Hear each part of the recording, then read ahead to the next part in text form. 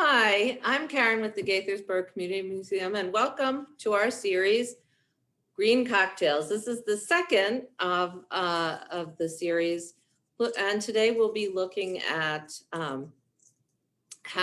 what effect winter salt has on our environment. But before we start today's program, just want to thank our partner, our cocktail partner, 10th Ward Distilling, for their tasty and thematic cocktail suggestion, the Jalapeno Margarita. And if you didn't get a chance to look at it, the recipe, along with a video on how to make the cocktail and about the liquor that they use for it, is in the discussion section of the event.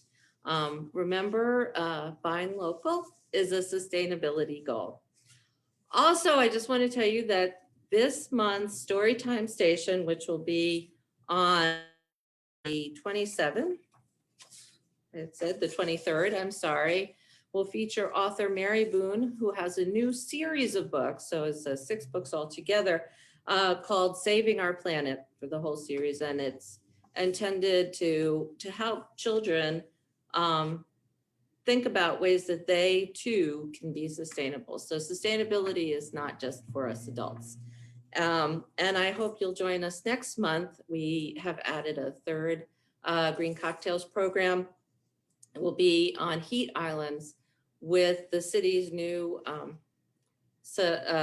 environmental planner, Bridget Cantwell. And our cocktail partner is Baltimore Spirits. So at this time, I would like to welcome Samantha Briggs. Samantha is going to be talking about salt in the environment. Welcome, Sam. Hello, thanks, Karen. Okay, I'm going to turn it over to you. Okay, so I'm going to go ahead and share my screen, get my PowerPoint up here. All right. Hello, everyone, and thanks for having me. I'm Sam Briggs. I'm the Clean Water Program Director at the Isaac Walton League of America. So a little bit about the Isaac Walton League. We are a national organization, but we're actually headquartered right in Gaithersburg. So you may have driven by our property every now and again on Muddy Branch Road in Gaithersburg, right next to NIST. We have a little lake on our property, and that's where I typically work, although, you know, now I'm in my home for much of the time, as I'm sure a lot of you are as well. So as the Clean Water Program Director for the Isaac Walton League, I focus on our water quality monitoring and clean water protections. So that's mobilizing volunteers and community scientists all over the country to get out and monitor their water quality. And road salt is just a facet of that. So I'm really excited to be doing this talk today. As we were scheduling it, I was thinking to myself, you know, if we don't have a salt-rimmed cocktail for this talk, it's going to be a real missed opportunity. So I was really excited to see that we had a cool jalapeno margarita to pair with this talk. So I'm going to be introducing, you know, the issue of road salt as a pollutant and also what you can do about it with our Winter Salt Watch program. So we started this program actually fairly recently in 2018, and this is Muddy Branch Road right in front of our property.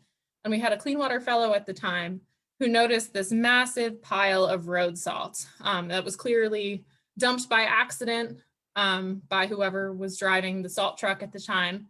And it was such a big pile that, you know, by the time that we had noticed it, it was kind of a driving hazard. Folks were, you know, slipping and sliding over the pile of salt as they were driving by. What you can't see in this picture, this is our very first salt pile that sprung the program, is that the Muddy Branch runs right underneath this road right here, the Muddy Branch, which is the stream that goes through our property into the Potomac.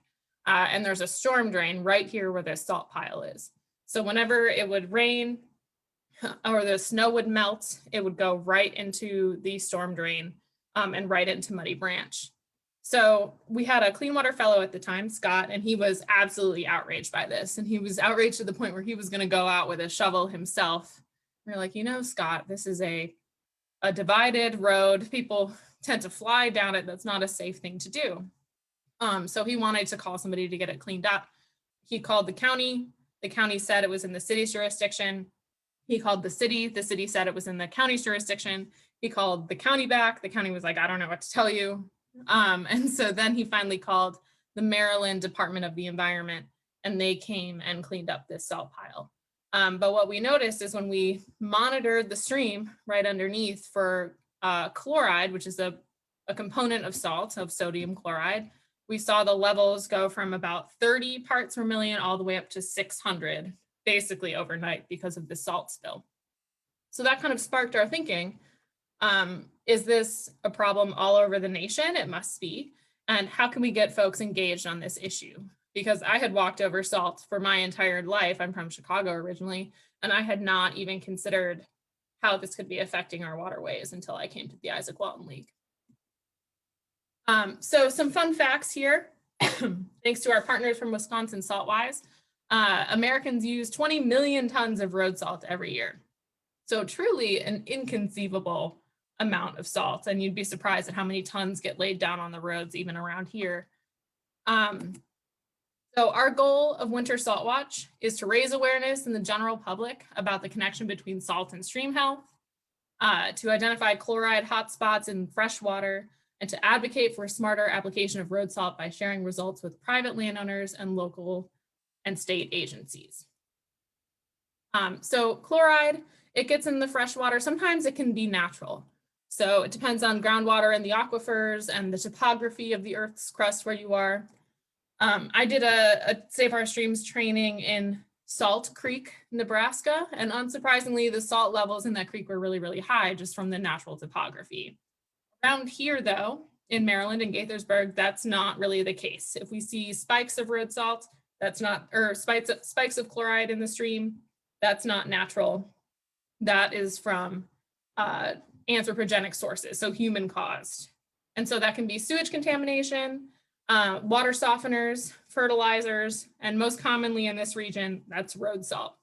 And the key to know about road salt is that it's not all your Department of Transportation, your municipal application that's putting down this road salt. It's also homeowners and private applicators or contractors working with businesses and parking lots that are laying down that road salt. So the key about the road salt too is once you put it down, it doesn't go away. So you can't remove that chloride from the stream once it's already in there. Salt alters the composition of soil, slows plant growth, and weakens the concrete, brick, and stone that make up our homes, garages, bridges, and roads. You also hear people complain about the road salt on their cars because it's a corrosive material. It washes into our waters, putting aquatic life and freshwater resources at risk. So if you are a freshwater fish, you are not going to be too pleased when there is a bunch of salt in your fresh water. And it only takes a teaspoon of salt to permanently pollute 5 gallons of water. So that impacts our wildlife, right? So it affects fish, and macroinvertebrates, plankton, and microbes may even be more sensitive than fish. So macroinvertebrates are the little bugs or critters that live on the bottom of the stream bed. So like this image on the bottom here, that's a mayfly larva. That's a macroinvertebrate. They're really important in the food chain. Vernal pools may be more intensely affected, as well as organisms that spawn in them. So if you go straight to a vernal pool and it's full of salt, you intend to spawn there, you may have issues with your reproduction. And mammals drinking from high chloride streams may be negatively impacted as well. That includes humans and where we get our drinking water. So there you go, drinking water impacts. Chloride, a lot of folks confuse it with chlorine. So chloride is not chlorine. It does not disinfect our water. We don't put it there purposely. Chlorides are not typically removed by water treatment plants due to high cost. So it costs a lot of money to desalinize water. And as a result, a lot of our infrastructure is really not equipped to remove these chlorides. So that can be a huge problem.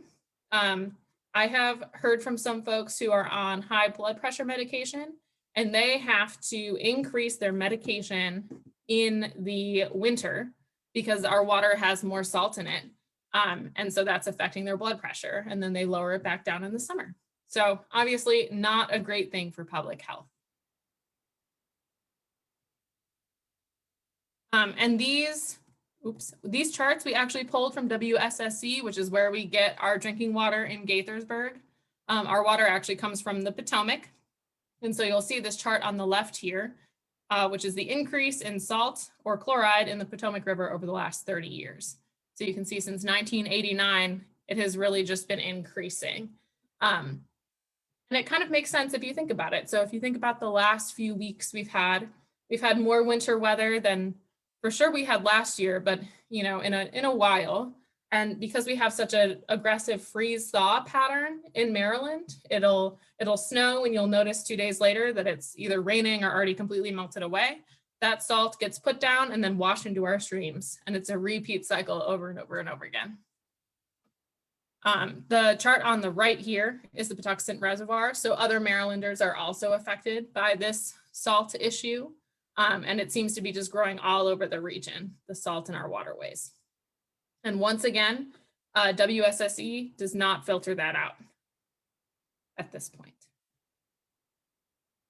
So to make sure that you're being sustainable, you know, when we're thinking about how we can make sustainable choices as far as, you know, road salt and salt pollution, the first thing to do is shovel early and often. So, you know, oftentimes we're sipping our hot cocoa and enjoying the snow coming down and just watching it fall on our driveways and sidewalks. But if you leave it there for too long, you're going to get a layer of ice that's going to be harder to shovel away. And that's when you're going to turn to road salt. So the more snow you remove manually, the less salt you will have to use and the more effective it will be. So make sure you're clearing those driveways and those sidewalks early and often. That's why the plows are going around and plowing consistently, because it's the most effective way to keep the roads clear. If you do use salt, scatter it so there is space between the grains. So believe it or not, a coffee mug of salt, so picture a little coffee mug, is enough to treat an entire 20-foot driveway or 10 sidewalk squares. So if you're walking down the sidewalk and there's piles of salt and you can see all the crystals and it's crunching beneath your feet, that's likely too much salt and it's going right into your waterways. The other thing to note about road salt is more is not better. The more salt that you add doesn't mean it's going to melt more snow and ice. And if it's too cold, oftentimes that road salt won't even work. And then when the pavement temperatures drop below 15 degrees, that normal salt won't work. So switch to sand for traction or a different ice melter. But be careful though, because some ice melt, they're labeled as eco-friendly or pet-friendly, and it's a magnesium chloride or some other component that still has tons of chlorides in it, and sometimes even more than your typical salt. So just a reminder, clear your driveways early and often, and sand is a good solution if it's below 15 degrees. All right, so as far as regulations, how is this regulated? So for drinking water, the EPA's national drinking water standard is no more than 250 parts per million of chloride. And that's really when your drinking water starts to taste salty. So that's what that regulation is about. For aquatic life, there's not as much, you know, of consistent standards. Some states have their own standards, which they have to meet or exceed those EPA standards. So for aquatic life, meaning our fish and our bugs and our streams, 860 parts per million of chloride is a really acute exposure, meaning it is toxic right then and there. 230 parts per million is the chronic exposure limit. So if it stays above 230 for a long time, that's harmful for bugs. If it's above 860, that's harmful right then and there for those bugs and those fish. One interesting thing about EPA standards and the Clean Water Act is you have the right to insist on a chloride standard that protects aquatic life. As an American, that's what our laws are for. So if you are finding that your road salt levels are really, really high in your region, there's, you know, a reason to be upset about that because we do have these standards.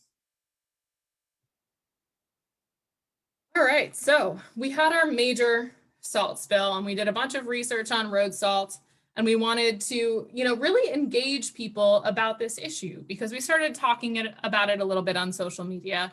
And our initial response that we got was a lot of upset about us drawing attention to this because folks thought we wanted to eliminate all road salt and cause them to crash their cars on their way to the grocery store or the hospital or wherever they need to be. But that's not really it at all. We just want to educate folks about that there's a smarter way to salt, and really salt is laid down in vast excess. We can eliminate a lot of the salt that we put down and still have the same ice melt that we have right now. So we wanted to educate folks across the country about this. And so we started sending out free salt watch kits. And this is what comes in a kit. It's 4 test strips, which are in this little black Whirlpack plastic bag. It also has a little desiccant packet in there is what it's called. And that's what absorbs any excess moisture, because these strips need to stay dry. It's the same kind of packet that you'll find in like a bag of beef jerky or something. And then we have 2 instructional postcards, one that actually has instructions on how to do the reading and submit it. And the other one is what you hold up to take a picture of your test strip and submit it to us via the app Water Reporter. And that also has the conversion chart, which will tell you how much chloride is actually in your stream after you take the reading. So these are free on our website. You can go to saltwatch.org and sign up, and we will send one through the mail. So you can go out, it has 4 test strips. You can go out 4 different times and bring a little sample cup, which can be any sort of cup, plastic, paper, reusable cup, just like this, to fill it with stream water and put your strip into it. Free on our website, go ahead and sign up. Take our pledge that you'll use your test strips, put in your address, and we'll send them your way. So Salt Watch, it's been around, this is our 4th, well, kind of 3.5. It's our 3rd full winter, and we started with a half of one. And we have school classes, university students, watershed groups similar to the Isaac Walton League, just concerned individuals working with us, and existing water quality monitors that are participating in Salt Watch. In Gaithersburg specifically, we have the Muddy Branch Alliance that are participating in this program, Seneca Creek Watershed Partners as well. And new in Gaithersburg, we just got a grant from the Chesapeake Bay Trust to work with the city of Gaithersburg to have a lot more kits available for Gaithersburg specifically. So for the end of this season and next season of Salt Watch, we'll have 1,000 test kits to give out. We're going to be working with HOAs and communities to not only take the samples themselves, but also work to reduce the salt that they're putting down while still keeping everybody safe.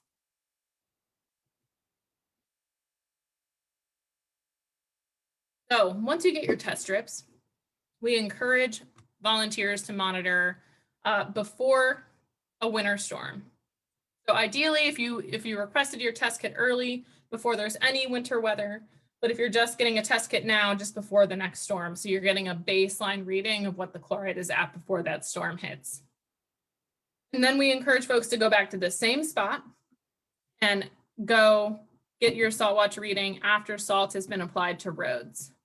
And then go back, get another Salt Watch reading after the first warm day or rainstorm following a snow or freeze. And then finally, after the next rain event. So you can really see when that salt is washing in the streams and how it's affecting the waterways. So to participate, you're going to get your Salt Watch kit in the mail after you sign up. You're going to download the app Water Reporter to your smartphone. If you don't have a smartphone, they also have a desktop application, so you can take a picture, upload it to your computer, and then submit it via the desktop. And then you're going to submit a post of your strip with that postcard to us so we can read it for you, and it'll grab your location as well. Make sure that you're showing the test strip with the reference card. And if you have any trouble, just shoot us an email and we can help troubleshoot that. We've had folks send us their readings because they couldn't get the app to work, you know, if they had a broken phone or a service issue or something like that. So this is what a Salt Watch reading comes in looking like to us. So this is the Water Reporter app that you're seeing here. This is a really perfect Salt Watch picture. So you can see that the person is holding up the test strip on their card, and they're taking a picture so we can see the full conversion chart as well as their test strip and read it from there. And then they have some information about their test site. So test number 2 at Riffle Ford Road Bridge, that's a mouthful, on Sunday, January 19th at 11 a.m. Road was treated on Friday, January 17th prior to ice event on Saturday, January 18th. So you don't need that much information, but it's a good, gives you kind of a base knowledge of what's going on in the region. And then we can read this test strip.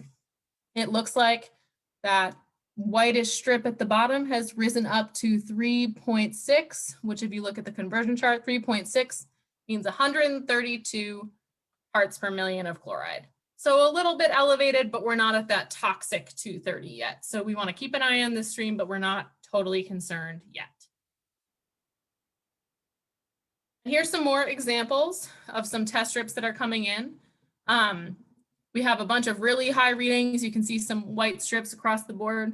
We have some partners that made their own test kits. So we have the Coon Creek Watershed Coalition here with their own test strips. And we also have folks who are reporting salt spills, which we love to see. So if you have a lot of excess salt on your sidewalk, please send a picture of that to a water reporter as well. This one I actually sent in. It's a sidewalk right outside my condo, and that's my dog Dobby. And he's, it looks like he's doing the perfect pose, but he was upset about the road salt on his feet and being very dramatic about it. All right, so this year, it's been a pretty salty year. We've had a bunch of snow and thaw events in the DC metro region. And as a result, we've been getting some pretty high readings. So you can see here, we had a reading from Cabin John Creek on January 25th, only 123 parts per million. And then after that winter storm, we got a reading in that same spot at over 610 parts per million. So over that prolonged exposure level. Here's another one from Kingsville, Maryland, started with 88 parts per million as the baseline reading in December. And after the 2 days of snow in the beginning of February, 615 parts per million. So you're seeing that chloride levels spike up really fast. Here's another one. This one was particularly shocking. This monitor actually ordered high range test strips because he was seeing such high levels of salt in his stream. So in 4 Mile Run, Virginia, it's right outside of Alexandria. He was seeing 157 parts per million at the end of January. And after the couple days of snow, it got up to over 5,000 parts per million. So that's really acutely toxic. We looked it up, and really the only thing that could survive in a stream like that is goldfish and maybe American eels or something. So we were seeing a huge spike, and that's cause for concern. All right, so taking a step back to last year's results, you can see in our region, we're not seeing a ton of red. Minnesota had a lot of red, but remember last year was a really, really mild winter. So we got some readings that were pretty low, a couple ones in that mid-range below the baseline level of 230 that we were, hoping to stay under. But most of our results stayed in the green, which was great. We sent over 1,000 kits nationally and got 770 reports sent back in. So a pretty good conversion rate there for us. This is this year so far. So we actually have had a ton of readings come in already. We're at over 1,000 readings coming in across the country. And you can see that there's a lot more red as we're zooming in here. The Washington and Philly region are both riddled with red, especially as we go later in time into February. And here we're zooming in a little bit further, and you can see as you get farther zoomed in, all the red dots that are starting to trickle in around the DC metro region. And you can see this map and manipulate yourself, zoom in and out, if you go to our website at saltwatch.org. And then here, zoomed in even further, we are in Gaithersburg. So all of those dots that are right in the line right there, those are on Muddy Branch, which is right by our headquarters. And you can see we've been pretty much red across the board as we've been monitoring throughout the season. We've seen some other dots sprinkle in around the region, and they're all pretty much red. There's some good green ones up near Germantown. But what you'll also notice is if you follow the line from Muddy Branch, where they're all right in a row, down towards the Potomac, they tend to get greener as they go towards the Potomac. And that's because they're going from a really populated area with a lot of impervious surface, so sidewalks, parking lots, roads, down through a lot of wooded area where there's less impervious surface, so less salt getting into the waterways. So once we find acute levels of salt, what do we do next? And we're starting to see volunteers in the region take a little bit more action. Even this past week, we've been getting a lot of panicked emails about the high salt readings that people are seeing. So the first thing to do is take action just first and foremost. If you find those high levels of chloride, submit your readings to us and just let somebody know. Next thing, and we can help with all of these, is report the high salt readings to your local watershed entity. So if you have the Isaac Walton League right near you, that's great. Other good examples are Muddy Branch Alliance and other watershed groups in the region. Next, you can call your city or county Department of Environmental Protection to report high chloride levels or large salt piles. In the city of Gaithersburg, you can call the city stormwater folks, and they'll help direct you to where you need to go. It's important that we are calling if there's a lot of salt and we want to see less, because oftentimes if the city is going to get a call, it's because somebody's going to complain that there's not enough salt. And so we want to make sure that they're hearing the opposite end of the spectrum as well. Next, you can write a letter to the editor of your local newspaper or other news outlets to educate your community about the issue. So Scott, who's our original Clean Water Fellow, who was outraged about the salt, he wrote a letter to the editor at his paper in Olney, where he was from, and it got picked up and published in the paper. And he also wrote one to the Washington Post, and that got published as well. So we have sample letters for you to start with. If you're interested in writing a letter, those are found on our SaltWatch website, saltwatch.org. And we have sample letters from Maryland specifically. And finally, share road salt best practices with property owners, community managers, and state agencies. So we have a lot of examples of flyers you can hand out or resources to point your city to if you're interested in telling them about what they can do to solve this road salt issue. So I wanted to talk a little bit about initiatives beyond IWLA SaltWatch, beyond just us at the Isaac Walton League. We've been working on a project run by the Virginia Department of Environmental Quality called the Salt Management Strategy. Ironically, they call it SAMS for short. So I always brag that it's mine, but it's not. And they've been working on interviewing and surveying stakeholders in Northern Virginia about how to solve this salt pollution issue. And so what they found is a lot of people think that salt needs to crunch beneath your feet to work, and that's really not the case at all. So they have a great toolkit that we're trying to extrapolate to other regions nearby, including Maryland. We've also been partnering with watershed groups to pick up the project. So the Coon Creek Watershed and 9 Mile Creek in Minnesota, they're raising their community awareness out there. And then another great example is the Pennypack Trust in Pennsylvania. They're raising community awareness and working with private landowners on better salt practices.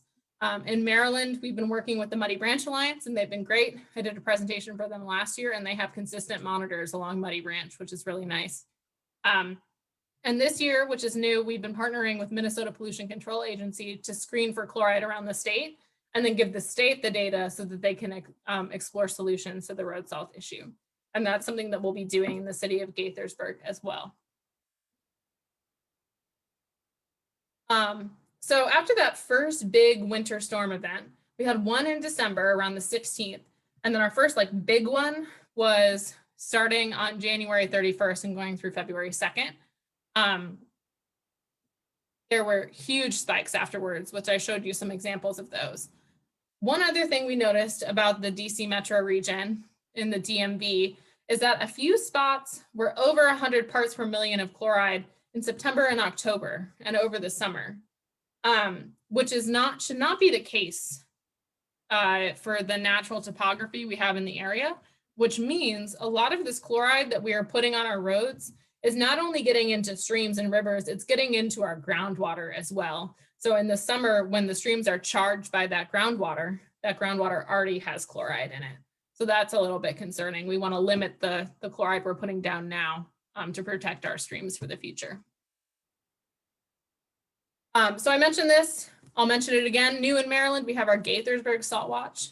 So we're partnering with the city of Gaithersburg and connecting with homeowners associations, students at like high schools and middle schools, and local businesses to monitor for chloride and reduce their own salt use. This is helping us develop local methods that can be used in other communities to reduce salt use. And if you want to be involved, please send us an email at saltwatch@iwla.org and let us know. We'd love to help give you outreach materials and kits to give out to your community. And we also this year are going to be developing Spanish translated kits for folks that are not English speaking so that they can also participate in the project. Just real quick, I want to highlight what we're doing in other regions so that maybe that's something we'll do in Maryland in the future.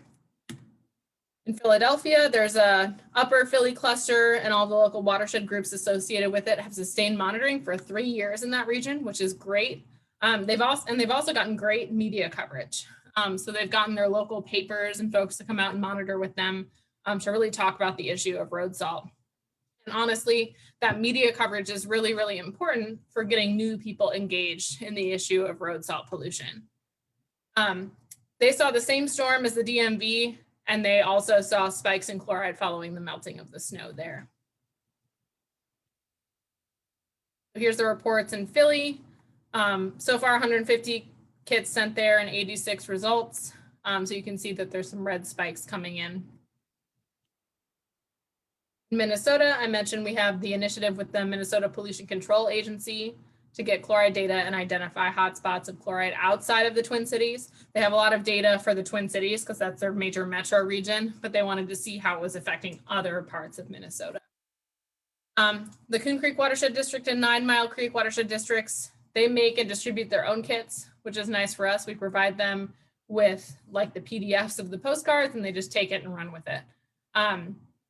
And so since December, we've seen in the Twin Cities strips that are completely white. So really toxic levels of chloride still in Minnesota, even though they have great salting education for their applicators. So here's those Minnesota reports. And you can see there's an example of a totally white strip, really high levels of chloride.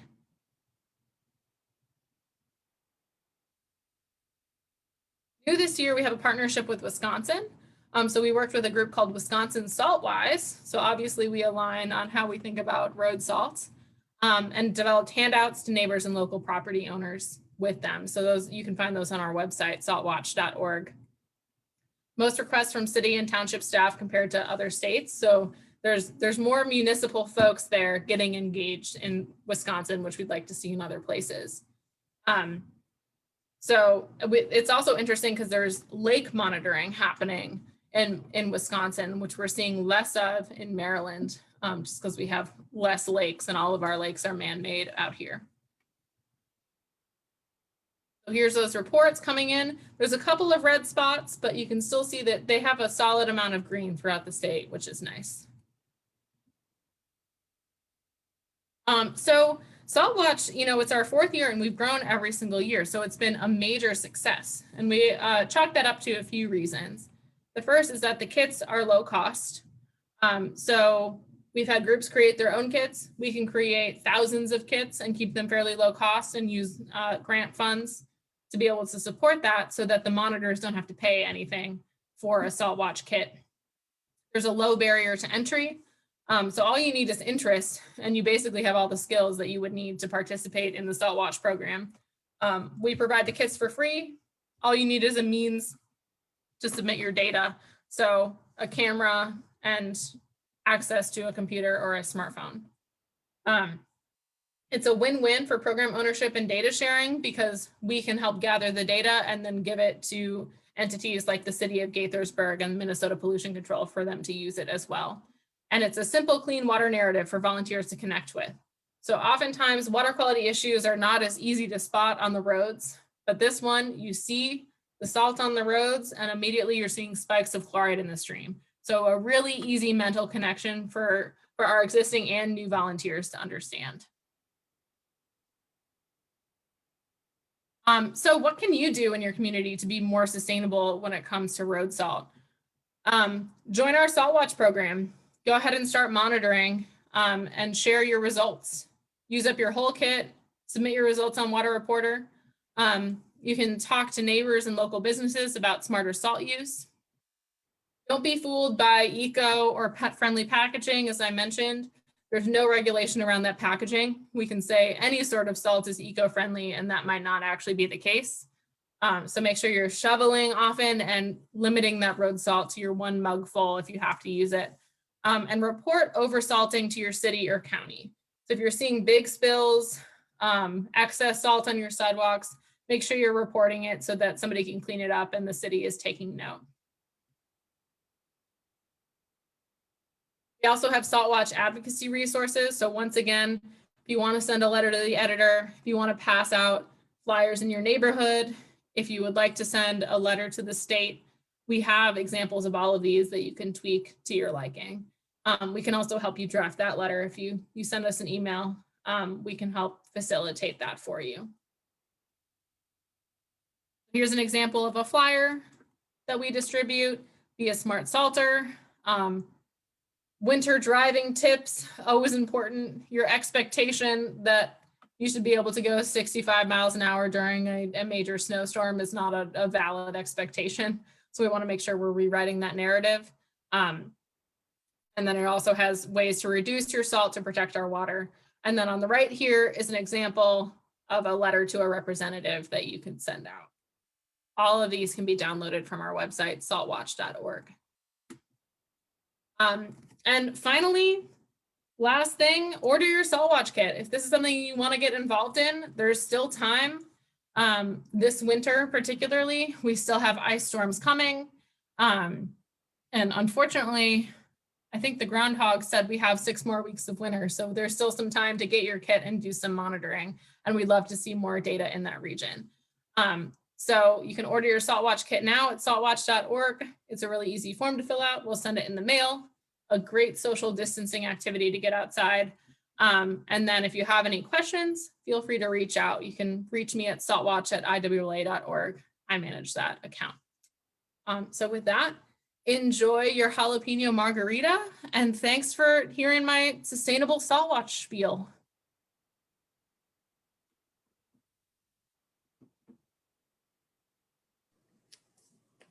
Hey, Sam, that was fascinating. I'm going to have to get my own kit and give it a try in my neighborhood. We're just getting some questions and comments in, but I have a question for you actually. So I'm on a well, and in my neighborhood, we don't actually do salting, but just on the other side of the street, there's a whole new neighborhood and they do salting. Is that salt going to impact my well? I mean, am I drinking a lot of salt? So you certainly could be, and that's a concern that we have with this excess salting. So if you sign up for your kit, I'd encourage you after a snowstorm when they're putting down salt to test your well water, Okay. just to see if you're getting the high chloride readings there. And when you submit it, let us know that it's your well, because that's very concerning if you're getting those readings.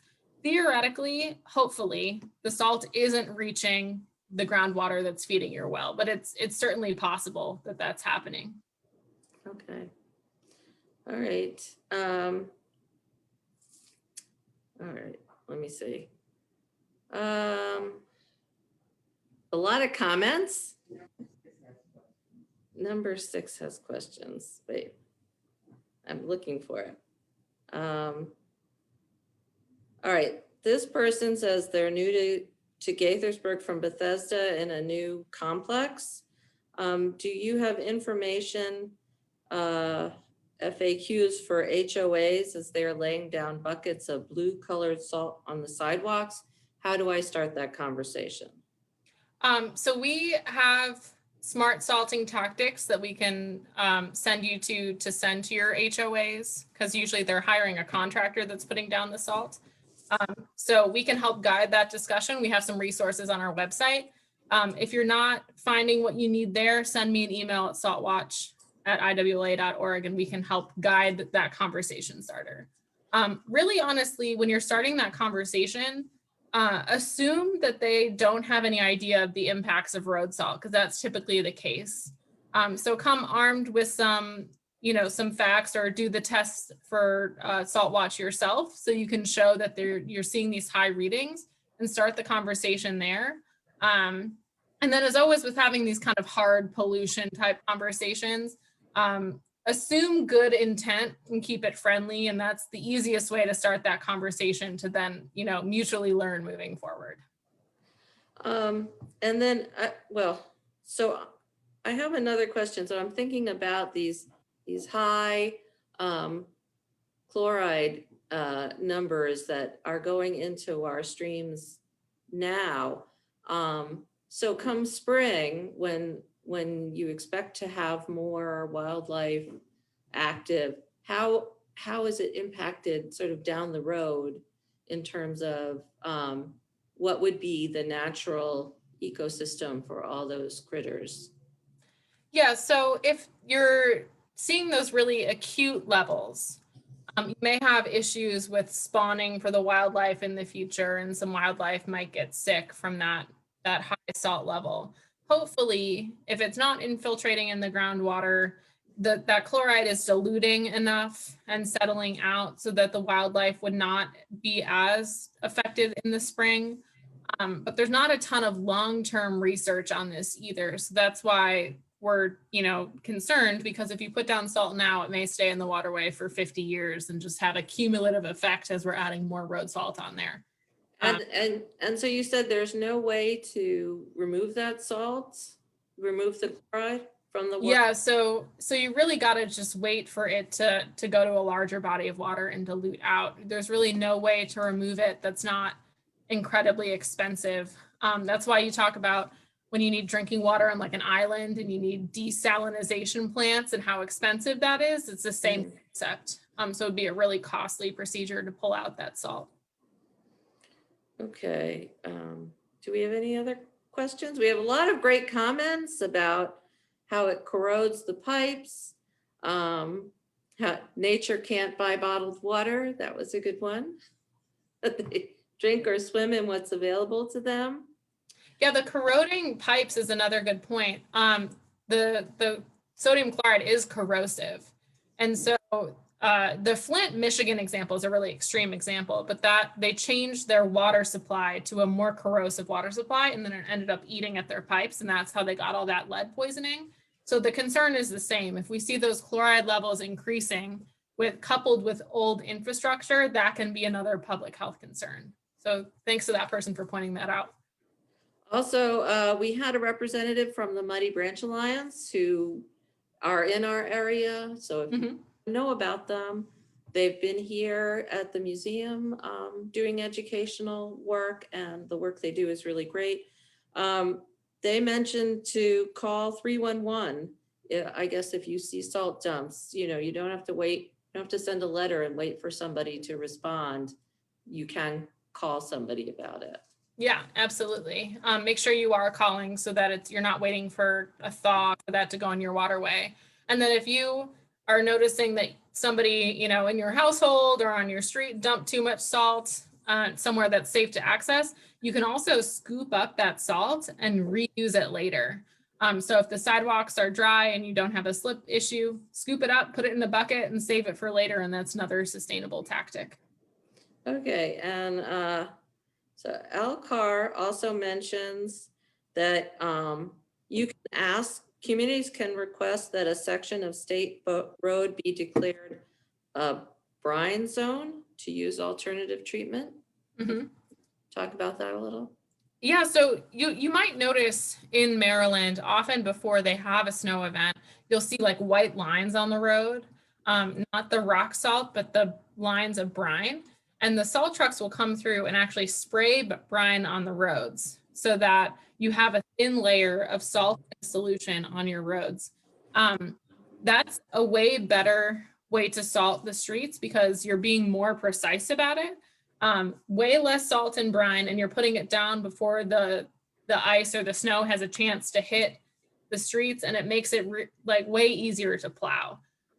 So brining is a great solution if the DOTs involved have that technology. And if they don't, we encourage them to implement that technology so they can brine the roads instead. Okay, I think that's what we have. Thank you, everybody, for such great comments that just extended the conversation that much longer. And thank you, Sam. That was, well, I certainly got a lot out of it, and I think the people watching did too. Before I go, this has nothing to do with green cocktails, but I do want to encourage everybody next week on the 18th, the Perseverance Mars rover lands on Mars, and we've partnered with the Rockville Science Center. We have a whole series of programs starting on the 17th. We have a speaker talking about the technology of the Mars rover, and on the 18th, we're going to be posting a craft activity video, and Rockville Science Center is going to have a landing party, watch party, and then we have a program in the evening on the 18th with Becky Lawrence. She's one of the few women welders out there who are at that level where they're welding equipment to go into space, and she's going to talk about what's involved. Obviously, a simple weld is not going to withstand space. So that's all going to be really exciting, and she's going to show us her welding shop. So I hope you all can join us then. Thank you again. And for our cheesy goodbye, cheers for saving the world. And we'll see you next time. Bye, everyone.